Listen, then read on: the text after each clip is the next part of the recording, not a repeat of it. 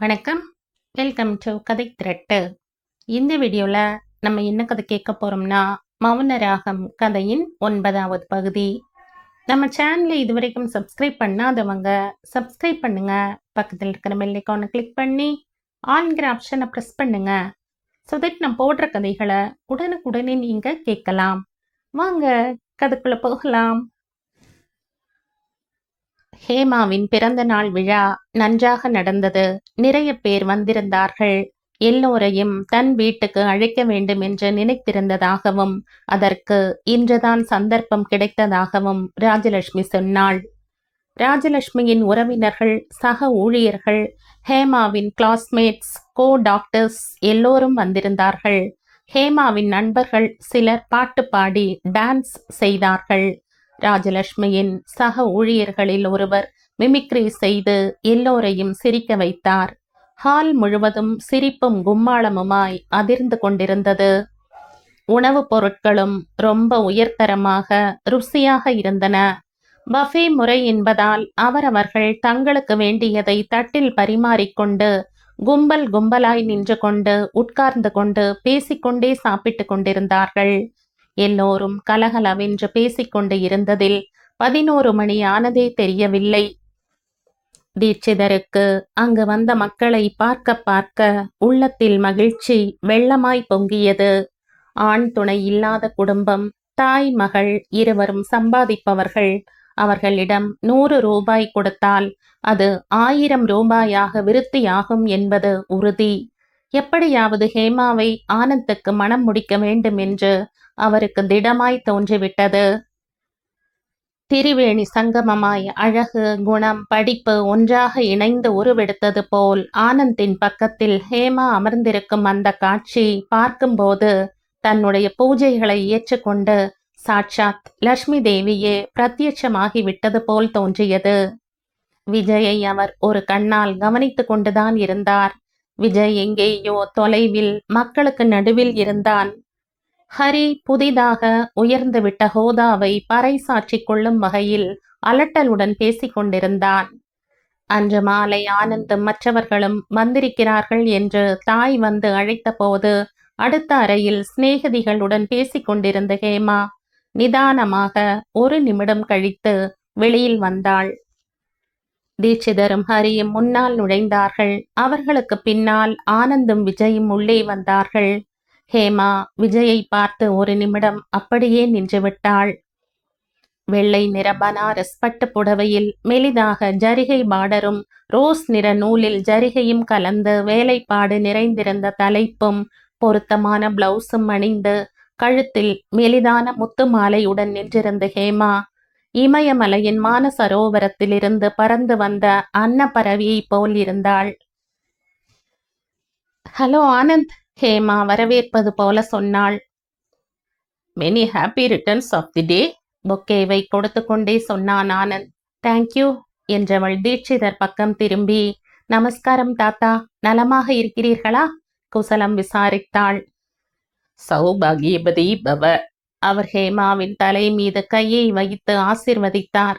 Silk ஜிப்பாவின் பையில் இருந்து சிவப்பு அட்டை பெட்டியை எடுத்து, பிறந்த நாளுக்காக ஆனந்த் சார்பிலும் என்னுடைய சார்பிலும் இந்த சின்ன பரிசு என்று கொடுக்க போனார்.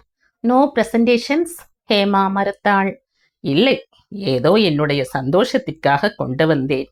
வேண்டாம் என்று சொல்லி இந்த கிழவனுக்கு வேதனையை அளிக்காதே என்று அவர் சொல்லும்போது ஹேமாவால் அவரை எதுவும் சொல்ல முடியவில்லை. அதை பெற்றுக்கொண்டு, மம்மி பிரசன்டேஷன்ஸ் எதுவும் வேண்டாம் என்று நீயாவது சொல்லு, தாயின் கையில் கொடுத்து விட்டாள். ஹேமா, கொடுக்க முடிந்தவர்கள் கொடுக்கும்போது எடுத்துக்கொள்ள வேண்டும். என்னை போன்ற ஏழையால் எதையும் கொடுக்க முடியாது என்றான் ஹரி. சிநேகிதி யாரோ அழைத்ததும் ஹேமா அந்த இடத்தை விட்டு சென்றாள்.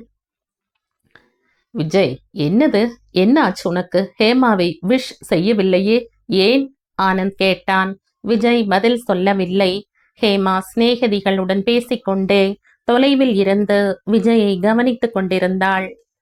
விஜய் சற்று இளைத்து விட்டது போல் தென்பட்டான். அவன் முகத்தில் புன்முறுவலும் கம்பீரமும் அப்படியே இருந்தன. ஹேமாவின் சிநேகிதி ரூபா வந்தாள். தொலைவில் நின்றிருந்த விஜயை பார்த்து கொண்டே, அந்த ஹேண்ட்ஸம் கை யாரு ஹேமா என்று கேட்டாள். எங்களுக்கு தெரிந்தவன்தான், புன்முறுவலுடன் சொன்னாள் ஹேமா. என்ன, யாரோடும் சேராமல் தனியாக உட்கார்ந்திருக்கிறானே? அவன் அப்படித்தான் என்றாள் ஹேமா.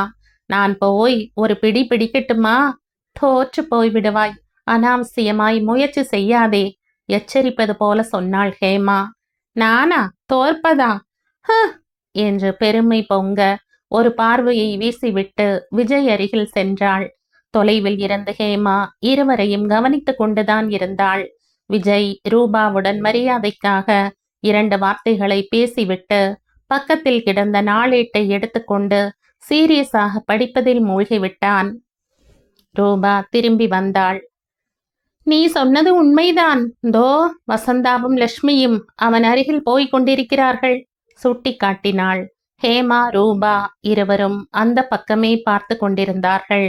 ரூபாவிடம் பேசியது போலவே அவர்களுடனும் 2 வார்த்தைகளை பேசிவிட்டு பேப்பரில் முகத்தை புதைத்து கொண்டான். ஆனந்த் யாருடனோ பேசி முடித்துவிட்டு விஜய் பக்கத்தில் வந்து அமர்ந்து கொண்டான். வசந்தாவும் லட்சுமியும் அவனுடன் பேசத் தொடங்கினார்கள். ரூபாவும் போய் அவர்களுடன் சேர்ந்து கொண்டாள். சிரிப்பும் பேச்சுமாய் அந்த இடம் அதிர்ந்து கொண்டிருந்தது. ஹேமாவும் போய் அவர்களுடன் சேர்ந்து உட்கார்ந்து கொண்டாள். 10 நிமிடங்கள் கழித்து ஹேமா விஜய் இருந்த பக்கம் பார்த்தாள். விஜயும் ராஜலட்சுமியும் ஒரு பக்கமாய் உட்கார்ந்து கொண்டு சீரியஸாக பேசிக் கொண்டிருந்தார்கள். இந்த இருவரும் ஒன்றுதான், எங்கே இருந்தாலும் சீரியஸாக பேசிக் கொண்டிருப்பார்கள் நினைத்து கொண்டாள் ஹேமா. 11 மணி ஆகிவிட்டது. பெரும்பாலான விருந்தாளிகள் சென்று விட்டார்கள். ஹேமா மாடி அறையில் நகைகளை கழட்டி கொண்டிருந்தாள். ராஜலட்சுமி வந்தாள். ஹேமா, விஜய் உன்னிடம் தனியாக ஏதோ பேச வேண்டுமா? இங்கே வர சொல்லட்டுமா? என்னுடனா என்றாள். ஆமாம். இந்த நேரத்தில் என்ன பேசப் போகிறான்? ஹேமா கேட்டாள். விஜய் வெட்டியாக பேசும் ஆள் இல்லை. ஏதோ முக்கியமான விஷயமாகத்தான் இருக்கும். கேட்டுத்தான் பாரேன். ராஜலட்சுமி போய்விட்டாள். ஹேமா நகைகளை ட்ரெஸ்ஸிங் டேபிள் மீது வைத்தாள். என்ன பேசப் போகிறான் என்று யோசித்துக் கொண்டிருந்தாள். அவன் அருகில் செல்ல வேண்டுமென்றும் பேச வேண்டுமென்றும் அவள் மனம் துடியாய் துடித்து கொண்டிருந்தது. ஆனாலும் அப்படி செய்யவில்லை. அவன் மரியாதைக்காக கூட தன்னிடம் பிறந்த நாள் வாழ்த்துக்களை தெரிவிக்கவில்லை. அவன் வருவான் என்று அவள் கனவில் கூட நினைக்கவில்லை. விஜயை தான் தனியாக அழைக்காவிட்டாலும் அவன் சுயமாய் வந்ததே ஒரு விசேஷம். மேலும் தன்னுடன் பேச வேண்டும் என்று தன் தாயாரிடம் சொன்னது அதைவிட பெரிய விசேஷம். அவன் சொல்ல நினைத்த விஷயம் என்னவாக இருக்கும்? தீட்சிதரும் ஆனந்தும் கிளம்பி போய் 1 மணி நேரம் ஆன பிறகும் அவன் இங்கே தங்கிவிட்ட காரணம் என்ன? யோசித்துக் கொண்டிருந்த ஹேமாவுக்கு பின்னால் இருந்து காலடி சத்தம் கேட்டது. ஹேமா திரும்பவில்லை. ஹேமா என்று அழைக்கும் குரல் கேட்டது. ஹேமா திரும்பி பார்த்தாள். எதிரே வாசற்படியில் விஜய். 1 நிமிஷம் பேச வேண்டும் அவன் கேட்டான். ஹேமா நாற்காலியை நகர்த்தினாள். உள்ளே வர சொல்லி ஹேமா தன்னை அழைப்பாளோ என்று அவன் 1 நிமிடம் காத்திருந்தான். ஹேமா அழைக்கவில்லை. அவனே உள்ளே வந்து நாற்காலியில் அமர்ந்து கொண்டான். ஹேமா ட்ரெஸ்ஸிங் டேபிள் மீது சாய்ந்து கொண்டு அவன் வாயிலிருந்து வரப்போகும் வார்த்தைகளுக்காக காத்திருந்தாள். ஹேமா. ஹேமா தலையை திருப்பிக் கொண்டு வேறு பக்கம் பார்த்து கொண்டிருந்தாள். விஜய் 1 நிமிடம் நின்றான். பிறகு சொன்னான். நான் உன்னிடம் ஒரு முக்கியமான விஷயம் பேச வேண்டும் என்று வந்திருக்கிறேன். ஹேமா பார்வையை தாழ்த்தி கொண்டாள். அம்மாவிடம் பேசிவிட்டேன். இந்த விஷயத்தில் உன் முடிவுதான் தன்னுடைய முடிவு என்று சொல்லிவிட்டார்கள். ஹேமா கேட்டு கொண்டிருந்தாள். தீட்சிதர் ஆனந்துக்கும் உனக்கும் திருமணம் செய்து வைக்க வேண்டும் என்று விரும்புகிறார். ஹேமா திடுக்கிட்டு தலையை உயர்த்தி அவன் பக்கம் பார்த்தாள். ஹேமாவின் கண்களுக்குள் ஆழமாய் பார்த்து கொண்டே கொஞ்சம் கூட தயக்கம் இல்லாமல் சொன்னான். ஆனந்துக்கும் உனக்கும் மனம் முடித்து தோட்டத்தை விற்றுவிட்டு உனக்கு நர்சிங் ஹோம் கட்டி தருவாராம். ஹேமாவின் கண்கள் பெரிதாயின. மூக்கின் நுனி அதிர்ந்து கொண்டிருந்தது. ஆனந்தின் உடல் நலம் இப்பொழுது நன்றாக இருக்கிறது. ஆஸ்துமாவை தவிர அவனுக்கு வேறு எந்த ப்ராப்ளமும் இல்லை. ஆஸ்மா ஒரு நோயே இல்லை என்று மெடிக்கல் ஜேர்னல்கள் சொல்கின்றன. ஆனந்த் ரொம்ப நல்லவன், புரிந்து கொள்ள முடிந்தால். Stop it! ஹேமா உரத்த குரலில் கத்தினாள். விஜய், நீ... ஹேமா அவன் அருகில் வந்தாள். சுட்டு விரலை காட்டிக்கொண்டே, நீ நீதானா இப்படி சொன்னது? நிற்க வைத்து கேட்பது போல் கேட்டாள். அந்த கண்களில் தென்பட்ட சிவப்பு கோடுகள் அவள் இதயத்தின் ஜுவாலையை போல் இருந்தன. ஹேமா, ஆனந்தை நான் திருமணம் செய்து கொள்ள வேண்டுமா? செய்து கொண்டால் உனக்கு உனக்கு சந்தோஷமாக இருக்குமா? இரட்டிப்பது போல கேட்டாள். என்னை விட சந்தோஷப்படக்கூடியவர்கள் யாருமே இருக்க மாட்டார்கள். ஆனந்தை புரிந்து கொண்டால் அவனை நேசிக்காமல் யாராலும் இருக்க முடியாது. நான் உன்னை பற்றி கேட்கிறேன். ஆனந்தை நான் கல்யாணம் செய்து கொண்டால் உனக்கு மகிழ்ச்சியாக இருக்குமா? விஜய் தலையை அசைத்தான். ஏன், எதனால் அந்த சந்தோஷம்? ஆனந்த் என்றால் எனக்கு ரொம்ப பிடிக்கும். என்னுடைய உயிர் நண்பன். உண்மையிலேயே. அவன் மேலும் ஏதோ சொல்ல போனான். அவன் கன்னத்தில் பளார் என்று அறை விழுந்தது. ஐ ஹேட் யூ! இந்த அளவுக்கு எனக்கு யார் மீதும் வெறுப்பு ஏற்பட்டதில்லை. ஹேமா மறுபடியும் கையை உயர்த்தி போகும்போது விஜய் பலமாக பற்றி கொண்டு தடுத்து விட்டான். என் மனதில் இருப்பது யார் என்று தெரிந்தும், யாருக்கு நான் சொந்தமாக வேண்டுமென்று நினைக்கிறேன் என்று தெரிந்தும் நீ இந்த பேச்சுவார்த்தை நடத்த வந்திருக்கிறாயா? உன்னை காதலித்த பெண்ணை நீயே இன்னொருவனிடம் போக சொல்லி சொன்னால் அதற்கு பெயர் என்ன தெரியுமா? விபச்சாரம். என்னை வேசியாக இருக்க சொல்கிறாயா? ஹேமா, ப்ளீஸ். ஹேமா இரண்டு கைகளாலும் அவன் தலைமுடியை பற்றி கொண்டாள். கோபத்தால் ஆவேசத்தினால் அவள் உடல் நடுங்கிக் கொண்டிருந்தது. ஹேமா, ப்ளீஸ். அவன் தடுக்க முயன்று கொண்டிருந்தான். ஹேமா சுழல் காற்று போல் அவனை சுற்றி கொண்டு கைப்பிடிகளை இறுக்கி அவனை குத்தப் போனாள். விஜய் ஹேமாவை வலுக்கட்டாயமாக இழுத்து வந்து கட்டில் மீது உட்கார வைத்தான். படிகள் மீது யாரோ வந்து கொண்டிருக்கும் பேச்சு குரல் கேட்டது. விஜய் சட்டென்று எழுந்து போய் கதவை சாத்தினான். பிறகு கலைந்து போன தலைமுடியை விரல்களால் சரி செய்து கொண்டே கதவின் மீது சாய்ந்து கொண்டு ஒரு நிமிடம் அப்படியே நின்று கொண்டான். நான் உன்னை வெறுக்கிறேன். என்னை இப்படி அவமானப்படுத்துவதற்கு உனக்கு எவ்வளவு தைரியம்? நீ எனக்கு கொடுக்கும் பிறந்த நாள் பரிசு இதுதானா? ஹேமா தலையணையில் முகத்தை புதைத்து கொண்டு அழுது கொண்டிருந்தாள். விஜய் அருகில் வந்தான். ஹேமா, ஏதோ சொல்ல போனான். போய்விடு, இந்த இடத்தை விட்டு உடனே போய்விடு. இனி ஒரு நாளும் என் கண்ணில் படாதே. அசல் நான் உன்னை என் பிறந்த நாளுக்கு அழைக்கவே இல்லை. அழையாத விருந்தாளியாய் வந்துவிட்டு என்னை அவமானப்படுத்துவானேன்? இனி ஜென்மத்தில் உன் முகத்தை எனக்கு காண்பிக்காதே. விஜய் ஒரு நிமிடம் அப்படியே நின்றான். பிறகு கதவை திறந்து கொண்டு வெளியில் வந்தான். அடுத்த நிமிடம் அந்த வீட்டை விட்டு வெளியேறிவிட்டான். இரவு 7 மணி. பனிக்காலமானதால் சீக்கிரமாகவே இருட்டிவிட்டது. கோவில் மண்டபத்தில் குருக்கள் ஏற்றி இருந்த விளக்கில் எண்ணெய் தீர்ந்து விட்டது போலும். வேகமாய் வீசிக்கொண்டிருந்த குளிர்ந்த காற்றுக்கு படபடத்து கொண்டிருந்தது. விஜய் மண்டபத்தில் இருந்த தூண் மீது சாய்ந்து கொண்டு படி மீது உட்கார்ந்திருந்தான். அவன் தோளை சுற்றிலும் ஷால் போர்த்தி இருந்தது. ஏதோ ஆழமான யோசனையில் மூழ்கி இருப்பது போல் தென்பட்டான். ஐ ஹேட் யூ! ஹேமா சொன்ன வார்த்தைகள் அவன் மனதில் அலைமோதி கொண்டிருந்தன. அவன் இதழ்களில் வருத்தம் கலந்த புன்னகை ஒன்று மலர்ந்தது. அவனுக்கு வேண்டியதும் அதுதான். ஹேமாவின் பிறந்த நாள் முடிந்து 20 நாட்களுக்கு மேல் ஆகிவிட்டது. ஆனந்த் ஹேமா அடிக்கடி சந்தித்து கொண்டுதான் இருந்தார்கள். ஆனந்த் ஹேமாவை சந்தித்த போதெல்லாம் இரட்டித்த உற்சாகத்துடன் அவர்களுக்கு நடுவில் நடந்த உரையாடலை ஒன்று கூட விடாமல் அப்படியே விஜயிடம் ஒப்பித்து கொண்டிருந்தான். தீட்சிதர் தோட்டத்தை விற்கப் போவதாய் தெரிந்தபோது ஊரில் எல்லோரும் வியப்படைந்து விட்டார்கள். அவர்களால் நம்ப முடியவில்லை. எதற்காக விற்கப் போகிறார்கள்? நீ எப்படி சும்மா இருக்கிறாய் என்று விஜயிடம் கேட்டார்கள். தோட்டத்திற்காக பாடுபட்டு உழைக்கும் போது எல்லாம் உனக்குத்தான் என்று சொன்ன தீட்சிதர் இப்போது அந்த பேச்சையே எடுக்கவில்லை. கோவில் கதவை திறந்து கொண்டு யாரோ பெண்கள் உள்ளே வந்து கொண்டிருந்தார்கள். விஜய் மறுபடியும் யோசனையில் ஆழ்ந்து விட்டான். தோட்டத்தை விற்பது என்றால் தன் உடலில் உள்ள ஒரு பகுதியை வெட்டுவது போலத்தான். இது தெரிந்தும் தீட்சிதர் பொருட்படுத்தவில்லை. போகட்டும், தோட்டத்தை விற்று விடுவதால் தனக்கு எதுவும் நேர்ந்து விடாது. தன் உடலில் இன்னும் தெம்பும் திடமும் நிறையவே இருக்கின்றன. 2 வருடங்கள் கஷ்டப்பட்டால் மறுபடியும் தன்னால் ஒரு தோட்டத்தை உருவாக்க முடியும். வாழ்க்கையில் எதன் மீதும் பற்றுதல் வைக்க கூடாது என்று தோன்றியது. முக்கியமானது ஏதேதோ தன்னிடமிருந்து கொள்ளையடித்து விட்டது போன்ற உணர்வு. மறுபடியும் அத்தனை உழைப்பதற்கு உடம்பிலும் உள்ளத்திலும் உற்சாகம் இருக்கவில்லை. வாழ்க்கையில் தான் விரும்பியது தனக்கு கிடைக்காது.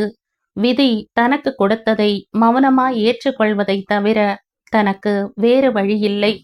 ஏனோ விரக்தியாயிருந்தது. நிலவின் ஒளியை பார்க்காத வரையில் இருளை தாங்கிக் கொள்ள முடியும். நிலவே தன் வாழ்க்கையில் நுழைய போகும்போது தானே கதவை சாத்திக் கொண்டு விட்டான். இன்று இந்த இருள் இன்னும் கருப்பாய் விகாரமாய் தோன்றத் தொடங்கியது.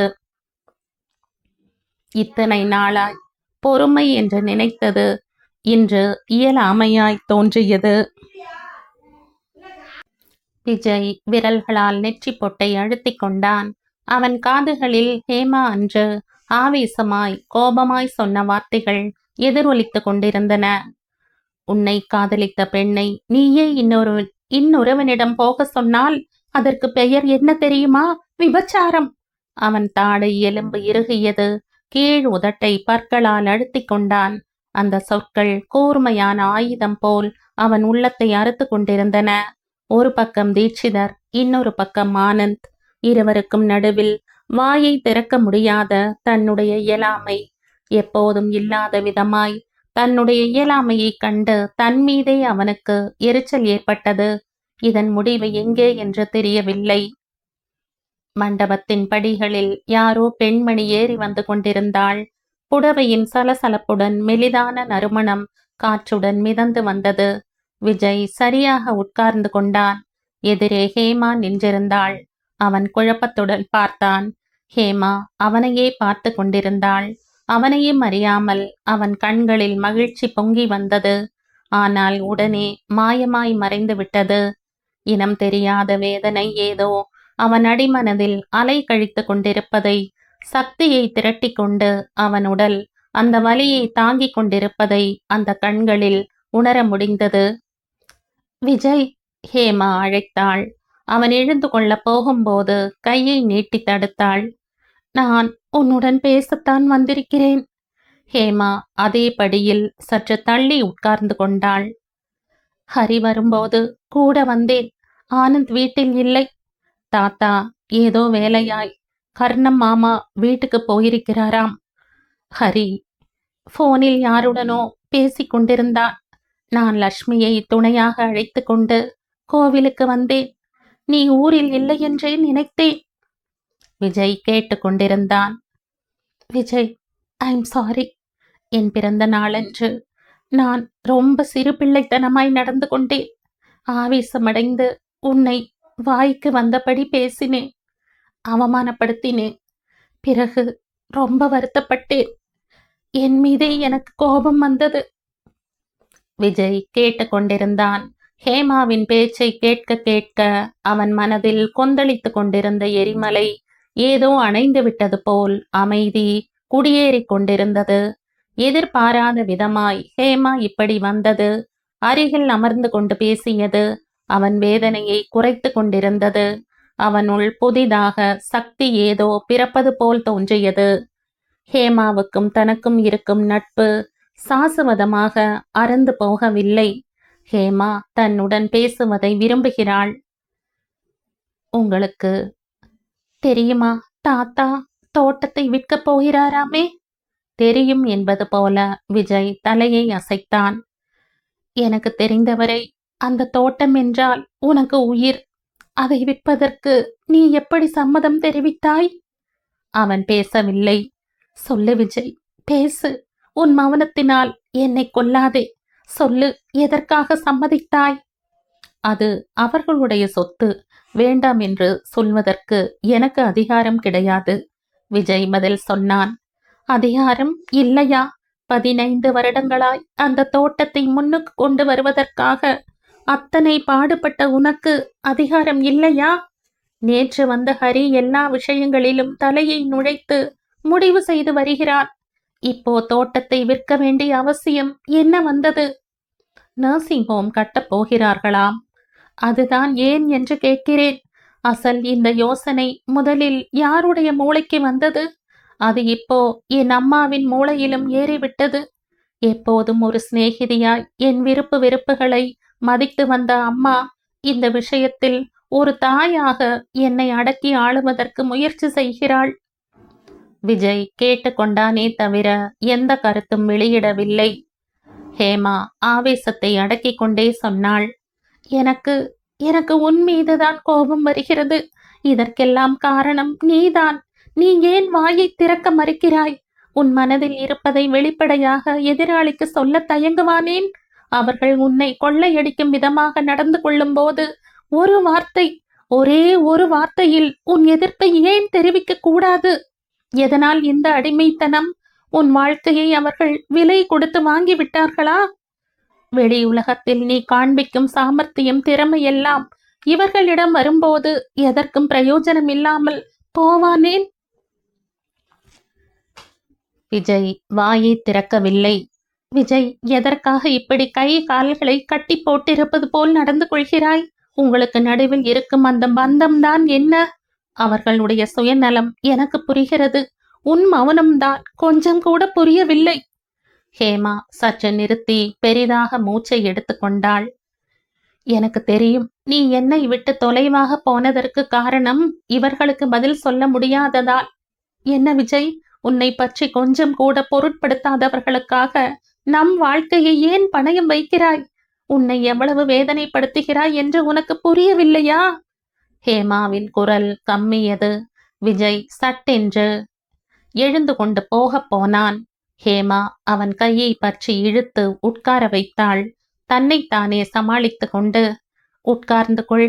எத்தனை திடமாக முடிவு செய்து வைத்திருந்தாலும் நம் விஷயத்தை பற்றி பேச்சை எடுக்காமல் என்னால் இருக்க முடியவில்லை.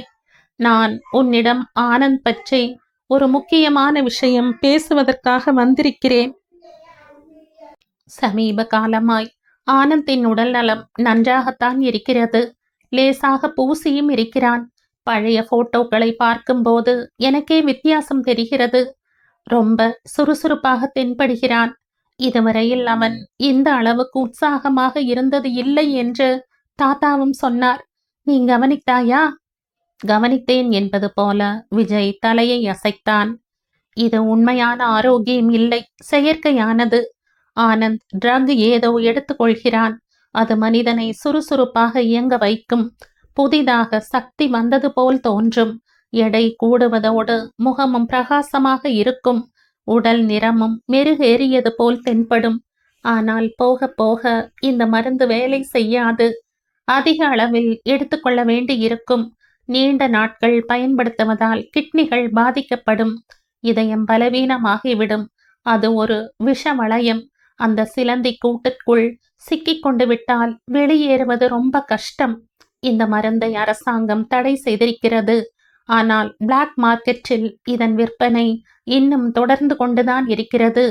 ஆனந்த் இந்த ட்ரக்கை யார் மூலமாய் வாங்குகிறான் என்று தெரிந்து கொள்ள வேண்டும். ஆனந்த் இந்த மருந்துக்கு ஏற்கனவே அடிமையாகி விட்டிருப்பான் என்று தோன்றுகிறது. விஜய் ஹேமா பக்கம் திரும்பி கேட்டுக்கொண்டிருந்தான். ஆனந்தின் இந்த பழக்கத்தை நிறுத்துவதற்காக என்னால் ஆன முயற்சியை நானும் செய்கிறேன்.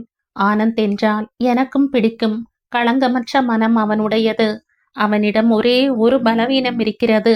தான் எப்போதும் அழகாக இருக்க வேண்டும் என்று எதிர்பார்ப்பான். தன்னுடைய மஞ்சள் நிற மேனியை கண்டு பெருமிதம் கொள்ளும் குணம். ஆனால் எதிராளிக்கு தீங்கு நினைக்கும் கீழ்த்தரமான எண்ணம் அவனுக்கு கிடையாது. முக்கியமாக உன்னை உயிருக்கும் மேலாக விரும்புகிறான். ஹேமா சற்று நிறுத்திவிட்டு மீண்டும் சொன்னாள். எந்த ஆனந்துக்காக நீ என்னை தொலைவில் வைத்திருக்கிறாயோ அதே ஆனந்த் மூலமாய் நான் அந்த வீட்டில் நுழைந்திருக்கிறேன். வேடிக்கையாக இல்லை? நான் உன்னை விரும்புகிறேன் என்று ஆனந்த் புரிந்து கொள்ளும் நாளுக்காக காத்திருக்கிறேன். இதன் நடுவில் தாத்தாவும் அம்மாவும் வேறு விதமாக யோசித்து வருகிறார்கள். இந்த நர்சிங் ஹோம் பிரஸ்தாபனை அம்மாவை ஈர்த்து விட்டது. ஆனந்தின் மகிழ்ச்சிக்காக தாத்தா எதை வேண்டுமானாலும் செய்வார் என்று அம்மாவுக்கு நன்றாகவே புரிந்துவிட்டது. என் பிறந்த நாள் அன்று அவர் விலை உயர்ந்த வைர மோதிரத்தை பரிசாக கொடுத்தார். அதை திருப்பி அனுப்பிவிட சொல்லி அம்மாவிடம் நான் சொல்லிவிட்டேன். ஆனால் அம்மா கேட்க மறுக்கிறாள். அவசரப்படாதே பேபி, நன்றாக யோசித்துக்கொள் என்று சொல்கிறாள். மோதிரத்தை திருப்பி அனுப்பவில்லை என்றால் திருமணத்திற்கு நாங்கள் சம்மதித்து விட்டதாக தாத்தா நினைத்து கொள்வார். விஜய், இத்தனை நேரமாய் நான் இத்தனை விஷயங்களை சொல்லிக் கொண்டிருக்கிறேன். ஒன்றுக்காவது பதில் சொல்லி இருக்கிறாயா? எதை பற்றியாவது உன் அபிப்பிராயத்தை வெளியிட்டு இருக்கிறாயா? ஹேமா கேட்டாள். விஜயின் கைகள் மண்டபத்தில் விரிசல் விழுந்த இடத்தில் முளைத்திருந்த புற்களை பிடுங்கிக் கொண்டிருந்தன. ஏதோ யோசனையில் மூழ்கியிருந்தான். அவன் வாயை திறந்து எதையும் சொல்லாவிட்டாலும் அந்த மௌனமே அவளுக்கு பதில் சொல்வது போல் இருந்தது. என்ன சொல்ல முடியும்? அவனுக்கு எல்லா விஷயங்களும் தெரியும். தன்னுடைய உடலில் உயிர் இருக்கும் வரை ஆனந்துக்கு வேதனை தரும் வேலையை விஜய் செய்ய மாட்டான். ஆனந்துக்காக எத்தனை கஷ்டங்களை வேண்டுமானாலும் கடின சிலையை போல் தாங்கிக் கொள்வான். அதன் விளைவுகளை அலட்சியமாய் எதிர்கொள்வான். விஜயை வெறுக்க வேண்டுமென்றும் அவனுடைய அலட்சிய போக்கிற்கு கோபித்து கொள்ள வேண்டுமென்று ஹேமா திடமாக முடிவு செய்து கொண்டாலும் அவனுடைய மறுபக்கம் புரியும் போது தவறு செய்யாதவனை தண்டிப்பது அநியாயம் என்று அவள் மனமே அவளுக்கு எதிராக போர்க்கொடியை உயர்த்தியது. யாரையாவது உண்மையாக காதலித்தால் அந்த காதலில் சுயநலம் இருக்கக்கூடாது. விஜய் தன்னை விரும்புகிறான். ஆனால் அவன் தவிர்க்க முடியாத சூழ்நிலை ஏதோ ஒன்று தன்னை நெருங்க முடியாமல் அவனை தடுத்து கொண்டிருந்தது. ஹேமாவுக்கு புதிதாக பிரச்சனை ஒன்று கிளம்பியிருந்தது. தீட்சிதர் தனக்கும் ஆனந்துக்கும் திருமண பிரஸ்தாபனை கொண்டு வந்ததோடு தன்னுடைய தாய்க்கு நர்சிங் ஹோமை இரையாக வைத்து தூண்டில் போட்டிருக்கிறார். மகளின் எதிர்காலத்தின் லட்சியம் நர்சிங் ஹோம் அமைப்பதுதான் என்று அந்த தாய் திடமாய் நம்பியிருந்தாள். ஆனந்த் ஆரோக்கியமாய் அழகாக இருக்கிறான். முக்கியமாக நல்லவன். தாத்தாவின் ஆதரவு வேறு இருக்கிறது. எந்த விதமான பொறுப்புகளும் இல்லாதவன். ஆனந்துக்கு ஹேமாவை ரொம்ப பிடித்திருக்கிறது என்று ஹரி தினமும் ராஜலட்சுமியிடம் பாடம் போல ஒப்பித்து கொண்டிருந்தான். இந்த பிரச்சனையை எதிர்கொள்வதில் திடீரென்று தான் தனித்து விடப்பட்டது போல் ஹேமாவுக்கு தோன்றியது. தன்னை நேசித்த விஜய் தனக்கு உறுதுணையாக நிற்க மறுக்கிறான். இது நாள் வரை ஒரு சிநேகிதியை போல் தன்னுடைய பிரச்சனைகளை கேட்டு தீர்வு சொல்லும் தாய் இன்று தீட்சிதர் பக்கம் சேர்ந்து கொண்டு அவர் சொல்வதுதான் சரி என்கிறாள். இந்த போராட்டத்தை அவள் தனியாக எதிர்கொள்ள வேண்டியதுதான். ஹேமா விஜயை சற்று கோபத்துடன் பார்த்தாள். பிறகு அவனை அழ வைப்பதற்காக, அந்த ஆனந்தையே திருமணம் செய்து கொண்டு உன் மீது பகை சாதித்தால் என்ன என்று கூட தோன்றுகிறது என்றாள். அதைவிட மகிழ்ச்சியான விஷயம் எனக்கு வேறு இருக்க முடியாது என்றான் விஜய். ஹேமா தோற்று போய்விட்டது போல் பார்த்தாள். மகிழ்ச்சியா? எதற்கு? உன்னை போன்ற திறமைசாலி நல்ல குணம் கொண்ட பெண் ஆனந்துக்கு மனைவியாக வந்தால் அவனை பற்றி எனக்கு எந்த பயமும் இருக்காது. எந்த கவலையும் இல்லாமல் கிளம்பி விடுவேன். எங்கே? விஜய் பேசவில்லை. ஹேமாவுக்கு அவனுடைய சுபாவம் நன்றாக புரிந்துவிட்டது. எதிராளிக்கு தான் புரிய வேண்டும் என்பதை விட புரியாமல் இருப்பதற்காகத்தான் அவன் முயற்சி செய்வான். அவன் மனதில் இருக்கும் எண்ணங்கள் அவனுக்கு மட்டுமே சொந்தம். எதிராளிக்கும் தனக்கும் நடுவில் மௌனம் என்ற இடைவெளியை ஏற்படுத்தி யாரும் அவனை நெருங்காமல் கவனமாக இருப்பான். ஹேமா ஆழமாய் மூச்சு விடுத்து கொண்டே சொன்னாள். அதாவது என்னை விட ஆனந்தின் நலம்தான் உனக்கு முக்கியம், அப்படித்தானே? தேங்க்ஸ் விஜய், இந்த விஷயத்தை வெளிப்படையாக ஒப்புக்கொண்டதற்கு. ஆனந்தும் நீயும் கிட்டத்தட்ட சம வயதில் இருப்பவர்கள். ஆனந்தை பார்த்து கொள்வதற்கு பெருந்துணையாக அவனுடைய தாத்தா இருக்கிறார். நீ எதற்கு அவனை இப்படி நிழலை போல் காப்பாற்ற வேண்டும் என்று நினைக்கிறாய்?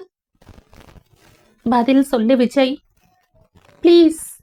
நீங்கள் எல்லோரும் இப்பொழுதுதான் என் வாழ்க்கையில் வந்திருக்கிறீர்கள். இந்த உலகில் எனக்கு என்று ஒரு இடம் இல்லாத போது ஆனந்தின் நட்பு எனக்கு எல்லாவற்றையும் கொடுத்தது. முக்கியமாய் நானும் ஒரு மனிதனாக வாழ்வதற்கு பற்றுக்கோலாக இருந்தது. இது யாருக்கும் புரியாது.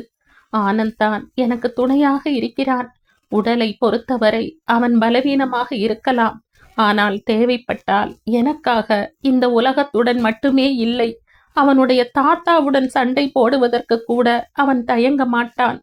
எல்லோரும் நான் ஆனந்துக்கு உறுதுணையாக இருக்கிறேன் என்று நினைத்து கொண்டிருக்கிறார்கள். ஆனால் ஆனந்திடமிருந்துதான் எனக்கு அந்த சக்தி கிடைத்திருக்கிறது என்று யாருக்கும் தெரியாது. ஆனந்தின் மகிழ்ச்சிதான் எனக்கு முக்கியம். ஹேமா, உன் மனதில் இருப்பது என்னவென்று எனக்கு தெரியும். வாழ்க்கையில் எனக்கு சில தடைகள் இருக்கின்றன. அவற்றை மீறிக்கொண்டு என்னால் வர முடியாது. நீ தனித்தன்மை படைத்தவள், சுதந்திரமாய் இருப்பவள். எனக்காக உன் சுதந்திரத்தை, தனித்தன்மையை விட்டு கொடுக்க சொல்வது கொஞ்சம் கூட நியாயம் இல்லை. ஒரு முறை என் மனம் என் வசத்தில் இருக்கவில்லை.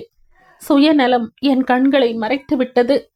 உன்னை திருமணம் செய்து கொண்டு எனக்கு என்று ஒரு வாழ்க்கையை ஏற்படுத்தி கொள்ள வேண்டும் என்று நினைத்தேன். ஆனால் அது எவ்வளவு தவறான யோசனை என்று எனக்கே புரிந்துவிட்டது. உன்னை திருமணம் செய்து கொண்டு ஆனந்துக்கு வேதனையை தருவதை விட ஆனந்துக்கு அருகில் இருந்து உனக்கு வேதனையை தருவதுதான் உத்தமம் என்று தோன்றியது. எனக்கு எனக்கு வேதனை தருவது உனக்கு சங்கடமாக, கஷ்டமாக இல்லையா?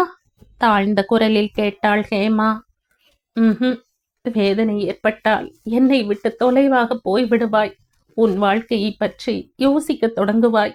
இந்த புதை குழியிலிருந்து விடுபடுவாய். நான் வேண்டுவதும் அதுதான், நிதானமான குரலில் சொன்னான் விஜய். ஹேமாவின் கண்களில் நீர் சுழன்றது. விஜய், உன்னை முழுவதுமாக புரிந்து கொள்ளும் போது உன் மீது விருப்பம் இன்னும் அதிகமாகிக் கொண்டே போகிறது. நம் இருவருக்கும் நடுவில் இருக்கும் இடைவெளி கூட புரிகிறது விஜய். நாம் இருவரும் திருமணம் செய்து கொள்ளாவிட்டாலும் சிநேகிதர்களாக இருக்கலாம் இல்லையா? நான் அந்த முடிவுக்குத்தான் வந்திருக்கிறேன். ஒருவரை நாம் மனப்பூர்வமாக நேசித்தால் அவர்களிடம்தான் நமக்கு மகிழ்ச்சி கிடைக்கும் என்றால் who cares for the marriage? திருமணம் செய்து கொள்ளாமலேயே நட்பை மட்டும் தொடர்ந்து கொண்டு ஒருவருக்காக ஒருவர் மௌன பந்தத்தில் கட்டுப்பட்டு வாழும் ஜோடிகளை எனக்கு தெரியும். எனக்கு ஒன்று மட்டும் புரிகிறது விஜய். ஆனந்துக்கு நான் நெருக்கமானவளாக இருந்தால் உனக்கு அருகில் இருப்பது போல்தான். அதனால் தான் இந்த வீட்டுக்கு அடிக்கடி வந்து போய்க் கொண்டிருக்கிறேன். அம்மாவையும் தாத்தாவையும் எதிர்கொள்ள வேண்டும் என்றால் ஆனந்துடன் நட்பாக இருப்பது ஒன்றுதான் வழி. விஜய், நான் சொல்வது உனக்கு புரிகிறது இல்லையா? ஹேமா கேட்டாள். கிளம்புவதற்காக எழுந்து கொண்ட விஜய் ஹேமாவின் காலடியில் கீழ் படிக்கட்டில் உட்கார்ந்து கொண்டான். ஹேமா பக்கம் திரும்பி அவள் கண்களுக்குள் எதையோ தேடுவது போல பார்த்தான். ஹேமா கண் இமைக்காமல் அவனையே பார்த்து கொண்டிருந்தாள். இருவரையும் நிலா மௌனமாய் கவனித்துக் கொண்டிருந்தது. விஜயின் குரல் மென்மையாக ஒலித்தது. ஹேமா, எனக்கு புரிகிறது. ஆனால் வேண்டாம், இந்த வேலையை நீ செய்யாதே. பிறகு ரொம்ப வேதனைப்பட வேண்டி இருக்கும். ஆனந்த் பற்றி உனக்கு முழுவதுமாக தெரியாது. அவன் நல்லவனாக இருப்பது ஓரளவுக்குத்தான். அவனுக்கு ஏமாற்றம் ஏற்பட்டால் அடிப்பட்ட புலியாகி விடுவான். நல்லது கெட்டதை பார்க்க மாட்டான். உன்னை நான் காப்பாற்ற முடியாத சூழ்நிலையை உருவாக்கி விடாதே. அதை என்னால் தாங்க முடியாது. ஹேமா நில ஒளியில் அவன் முகத்தையே பார்த்து கொண்டிருந்தாள். அவன் கண்களில் தன்னை பற்றிய கடமை உணர்வு தெரிந்தது. பண்பு நிறைந்த இந்த மனிதனுக்காக எத்தனை ஜென்மங்கள் வேண்டுமானாலும் தன்னால் காத்திருக்க முடியும். இனி கிளம்புவோமா? நேரமாகிவிட்டது. விஜய் எழுந்து கொண்டே சொன்னான். ஹேமா கையை நீட்டினாள். அவனையும் அறியாமல் அவன் கை நீண்டு வந்து மறுபடியும் பின்னால் போக போனது. ஹேமா சட்டென்று விஜயின் கையை பற்றி கொண்டு எழுந்தாள். இருவரும் நிலா வெளிச்சத்தில் படிகளில் இறங்கிக் கொண்டிருந்தார்கள். விஜய் ஹேமாவின் கையை விடுவித்துக் கொள்ளவில்லை. கடைசி படியை இறங்கும் போது ஒருவர் முகத்தை ஒருவர் பார்த்து கொண்டார்கள். மனதில் ஏதோ நிறைவு ஏற்பட்டது போல் இருவரின் முகமும் ஒளி வீசிக் கொண்டிருந்தன. ஹேமா விஜயும் வீட்டுக்கு வந்தபோது தீட்சிதர் கைகளை பின்னால் கட்டிக்கொண்டு ஹாலில் வேக வேகமாய் நடை பயின்று கொண்டிருந்தார். தாத்தா, நீங்க வந்து விட்டீர்களா? ஹேமா விசாரித்தாள். ஹாஸ்பிட்டலில் இன்னைக்கு எனக்கு டியூட்டி இல்லை. எனக்கு பொழுதே போகவில்லை. ஹரியோடு மோட்டார் சைக்கிளில் வந்துவிட்டேன். ஆனந்த் இல்லை, நீங்களும் இருக்கவில்லை. லக்ஷ்மி கோவிலுக்கு போகிறேன் என்றதும் அவளுடன் கோவிலுக்கு போய்விட்டேன். அங்கே விஜய் தென்பட்டான் என்றாள். லக்ஷ்மி எல்லா விவரங்களையும் சொல்லிவிட்டாள் என்றார் தீட்சிதர். தேன் தடவியது போல் புன்முறுவல் மலர்ந்த இதழ்களுடன் ஹேமாவுடன் பேசிக்கொண்டிருந்தாலும் அவருடைய பார்வை கத்தியைப் போல கூர்மையாய் விஜயை பார்த்து கொண்டிருந்தன. ஹேமாவும் விஜயும் சேர்ந்து வருவதை பார்த்தபோது அவர் இதயத்தில் யாரோ தீ மூட்டியது போல் இருந்தது. அதற்குள் ஆனந்த் வந்தான். ஹேமா, எப்போ வந்தாய்? ஹேமாவை பார்த்ததும் அருகில் சென்றான். ரொம்ப நேரமாகிவிட்டது. ரொம்ப நேரமாகிவிட்டதா? ஆனந்த் நொந்து கொள்வது போல் பார்த்தான் விஜயை பார்த்து. விஜய், ஹேமாவை தனியாக விட்டு விட்டாயா? தோட்டத்திற்காவது அழைத்து சென்றிருக்க கூடாதா என்று கேட்டான். லக்ஷ்மி, ஹேமாவுக்கு சாப்பிட ஏதாவது கொடுத்தாயா? லக்ஷ்மியை விரட்டினான். விஜய் ஆனந்தையே பார்த்து கொண்டிருந்தான். ஹேமா சொன்னது உண்மைதான். இதுவரையில் எப்பொழுதும் காணாத உற்சாகமும் மகிழ்ச்சியும் ஆனந்திடம் தென்பட்டு கொண்டிருந்தன. அவனால் ரொம்ப நேரம் ஒரு விஷயத்தில் கவனம் செலுத்த முடியவில்லை. சேர்ந்தாற்போல் ஒரு இடத்தில் அவனால் உட்கார்ந்து கொள்ள முடியவில்லை. பரபரவென்று அலைந்து கொண்டிருந்தான். பார்ப்பவர்களின் கண்களுக்கு அது இளமையின் துள்ளல் போல் தெரியும். ஹேமாவுக்கு பிடிக்கும் என்று எண்ணெய் கத்திரிக்காய் கறியை தயாரிக்க சொல்லி ஆனந்த் லக்ஷ்மியிடம் ஆணையிட்டான். 1 மணி நேரம் கழித்து எல்லோரும் சாப்பிட உட்கார்ந்து கொண்டார்கள். ஆனந்த் விருப்பப்பட்டான் என்று டின்னர் செட், டைனிங் டேபிள் எல்லாம் எப்பொழுதோ வாங்கியிருந்தார் தீட்சிதர். ஆனந்த் சுயமாய் உணவு மேஜை மீது எல்லாவற்றையும் எடுத்து வைத்தான். உதவிக்கு வரப்போன விஜயை ஹேமாவிடம் பேசிக்கொண்டிரு என்று பிடித்து தள்ளிவிட்டான். ஹரி வழக்கம் போல் மிடுக்காக இங்கேயும் அங்கேயும் சுற்றி கொண்டிருந்தான். நடுநடுவில் தீட்சிதரிடம் சென்று விஜய் பற்றி ஏதாவது கோள் மூட்டிக்கொண்டு அவருக்கு திருப்தி ஏற்படும் விதமாக நடந்து கொண்டிருந்தான். எல்லோரும் சாப்பிட உட்கார்ந்து கொண்டார்கள். தீட்சிதரையும் வர சொன்னான் ஆனந்த்.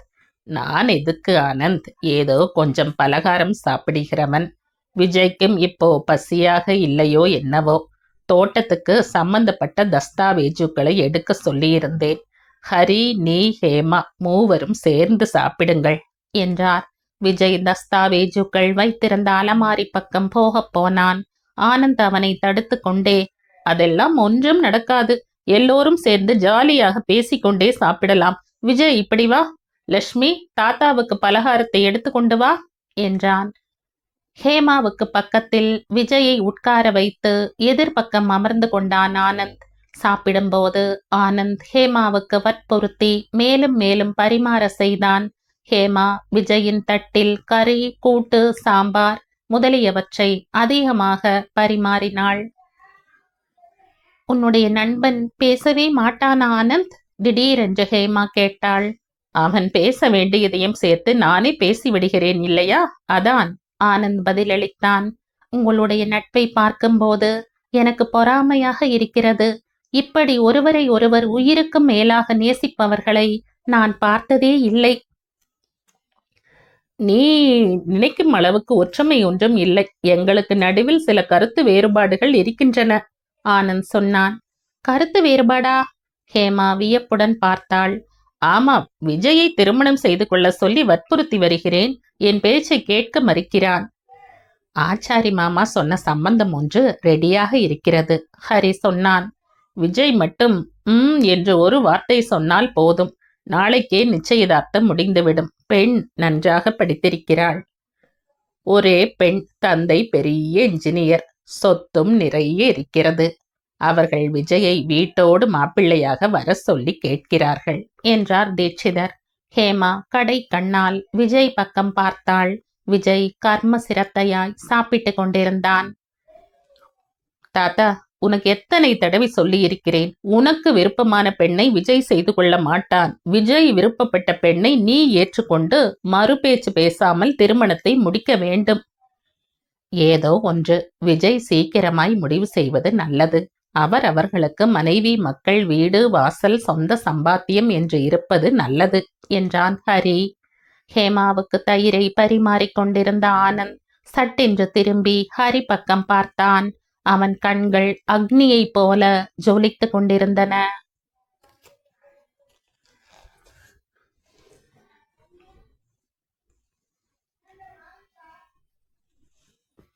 இந்த கதையின் தொடர்ச்சியை அடுத்த பதிவில் கேட்கலாம். நன்றி.